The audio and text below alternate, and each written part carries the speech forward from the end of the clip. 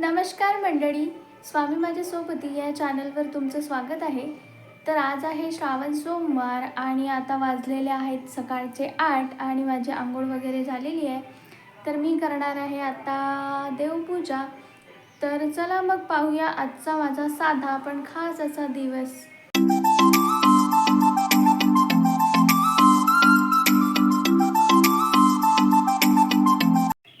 तर इथे मी काढलेली आहे सर्वात आधी दारात रांगोळी आणि तुम्ही पाहू शकता की मी ही अशी सिंपलशी डिझाईन काढलेली आहे.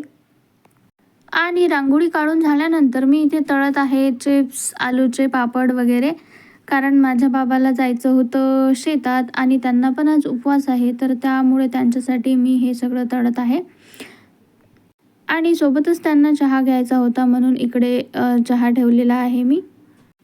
आणि चहा वगैरे त्यांनी घेतलेला आहे आणि ते सर्व झाल्यानंतर मी इकडे केलेली आहे तुळशीची पूजा.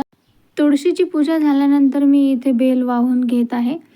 माझ्या आधी माझ्या आईची पूजा झालेली होती, मी फक्त इथे माझं बेल वाहायचं राहिलेलं होतं म्हणून ते वाहत आहे.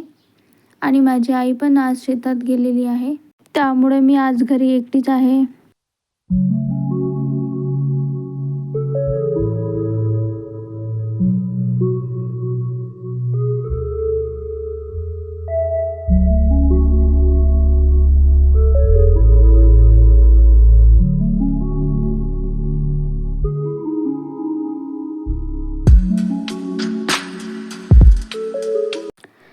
तर आता इथे फक्त माझी आरतीच बाकी राहिलेली होती, तर मी आरतीच करून घेत आहे आता.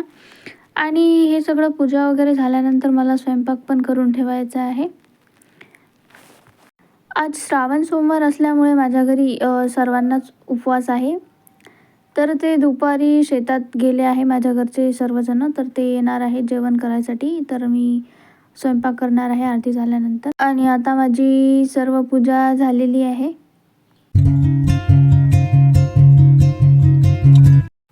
तर सगळेजण शेतातून परत आल्यावर आम्ही जेवण वगैरे करून घेतलं आणि दुपारी थोडा वेळ आराम केला. त्यानंतर ही आहे संध्याकाळची वेळ आणि उद्याची नागपंचमी असल्यामुळे इथे मी माझ्या आईला मदत करत आहे करंजा बनवण्यासाठी.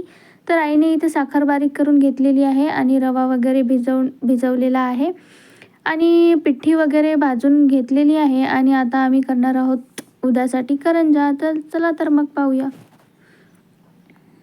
इथे भाजलेल्या त्या पिठीत आईने बारीक साखर मिक्स केलेली आहे आणि आता आम्ही बनवणार आहोत करंजा.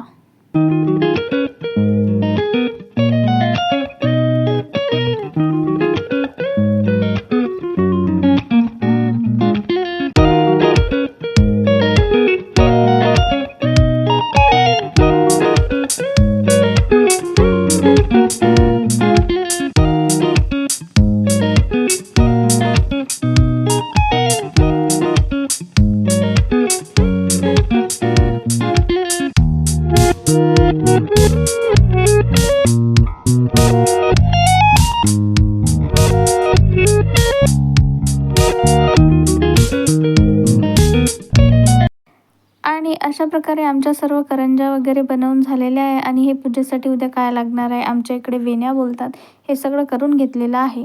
आणि असा होता आजचा माझा दिवस. तुम्हाला कसा वाटला नक्की कमेंट करून सांगा.